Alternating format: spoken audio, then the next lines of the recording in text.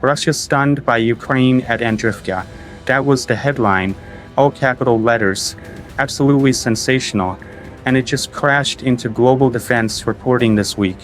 Yet, it sparked immediate chaos. Complete confusion, right? Was this some major breakthrough? A devastating loss for Ukraine?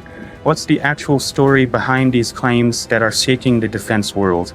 We're discussing Thursday, January 8th, 2026. And we need to dig into it because the actual story as well is not what that headline suggests. Exactly. We're going deep into the facts, the counter-arguments, and just the enormous scale of the combat that's happening behind all of this. If you follow this conflict, if you want verified information that cuts through the noise, tap that like button, share this. It's so critical to get the genuine analysis out there. Truly is. We have to make sure everyone following this stuff sees what's actually happening on the ground and perhaps more crucially in the information environment. Well, let's just address that headline immediately because context is everything in the information war. I mean, it shifts so much quicker than reality. So what's the key point? The key point is this. As of this moment, the assertions of Russian occupation of Andriivka, particularly in the Sumy region, they are officially 100% inaccurate. Inaccurate, but the panic felt so genuine. I mean, you witnessed it. Maps were being updated online. Analysts were in a complete scramble. So who's declaring it's false? And why did this one small settlement turn into such a trigger point for chaos? That's the critical question. The refutation comes from the highest authority for that zone, the communication center of the group of forces, Kursk. Okay, so the people on the ground, they're the only verified source for that territory. And their announcement on January 8th was crafted specifically to prevent the fear from spreading. We need to examine what they stated and why Andriivka itself holds so much strategic significance. Alright, let's do that. Let's break down the official announcement. Andriivka in the Sumy region. For anyone who isn't studying a map constantly, Sumy is in the northeast. A Russian seizure there would be a very threatening development, a massive deal, and that's precisely why they needed to be so clear. The assertions were without foundation, but the stakes are extraordinarily high. The official confirmation emphasized that Andriivka has been and continues to be under the complete control of the Kursk group of forces. So no uncertainty there, zero uncertainty. Their announcement said discussion of occupation is, and I'm quoting here, out of the question. They maintain the defensive lines, period. And did they mention anything else? I mean, about the overall situation in Sumy. They did, and this section's intriguing. They immediately placed it in a wider context. They acknowledged that yes, the adversary is attempting to expand its zone of control throughout the whole Sumy region. So the pressure is genuine. Oh, the pressure is very genuine. It's relentless, but they were explicit. All recent efforts to advance have been, in their words, unsuccessful. The Ukrainian defense forces are maintaining their positions. Okay, so the ground is secured, the lines are holding, but the severe pressure is what gave that false headline its momentum. Precisely, and that's the turning point. The military understood the real danger wasn't losing the village because they didn't. It was the information breach itself. So, they immediately transitioned from a ground report to a warning about the information war, which takes us right to the weaponization of all this. They didn't just refute it. They went on the offensive against the rumors themselves. This is beyond just PR. It's military necessity. And the speed with which they began discussing information hygiene. I mean, that demonstrates you how seriously they regard this threat. Information hygiene. What does that really mean in this context? It's a direct appeal for citizens, for media to just think critically, to verify everything. They urge the public to depend only on verified information. So, their official channel because every rumor must be fought and that diverts resources away from the actual front line. So, the adversary wins just by forcing them to waste time debunking things. It's a tactical victory. Absolutely. And they got so precise about it. The armed forces of Ukraine actually requested citizens to critically evaluate reports from non-official sources. They even publicly named Deep State. Wait, they called out Deep State by name. That's a significant deal. A lot of people depend on their mapping. It's massive.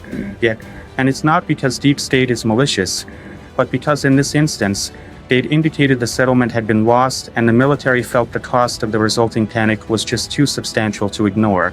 So why this info dump? What's the adversary's goal? The armed forces explained it.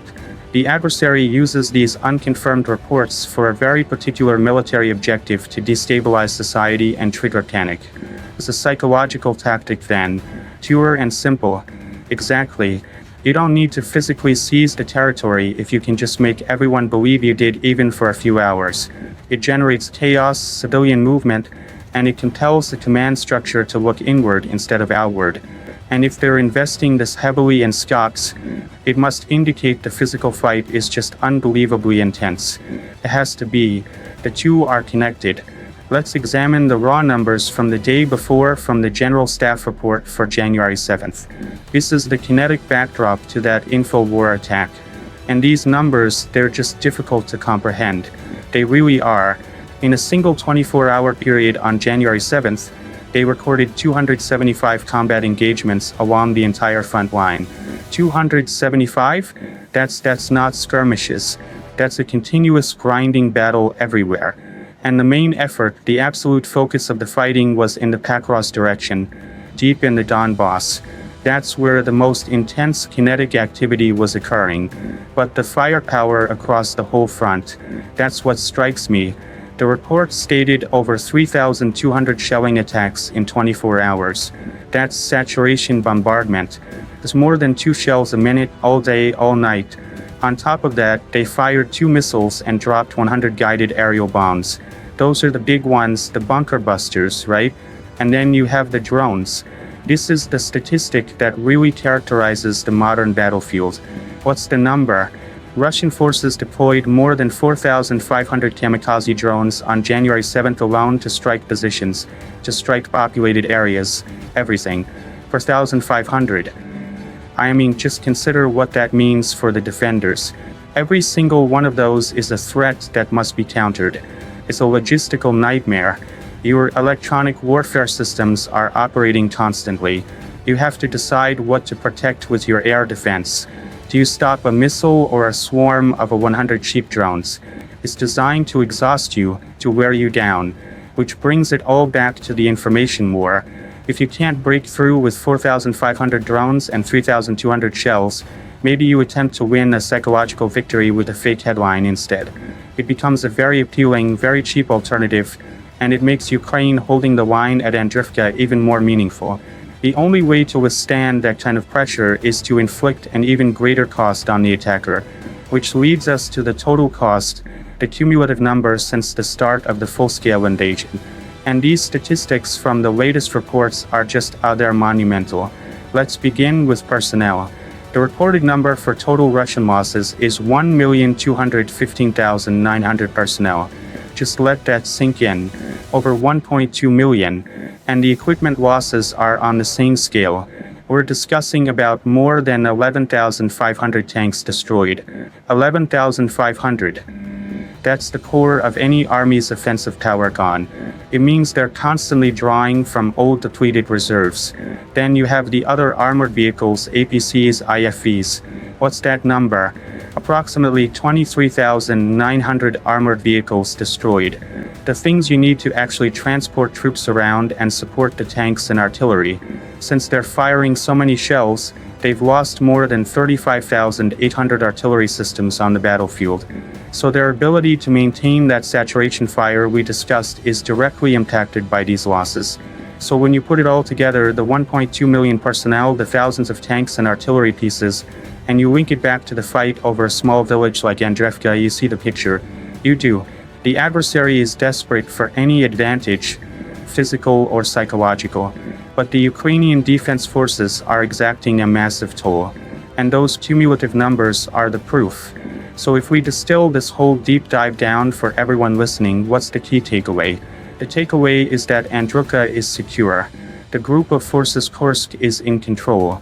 The attempt to create panic was real, but it was contained.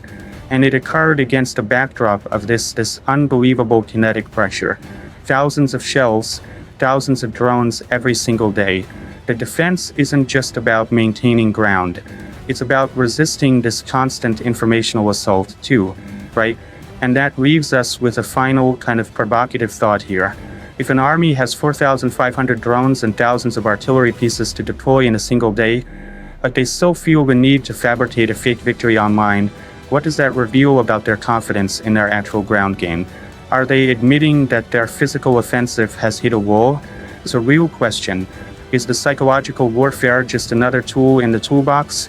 Or is it what you turn to when the other tools aren't working? What's the ultimate cost of having to invent a win? Something to think about as you process these absolutely historic numbers. You've been listening to J&J's Military Report, where we analyze the latest in military strategy, global defense, and advanced weaponry. We'll catch you next time.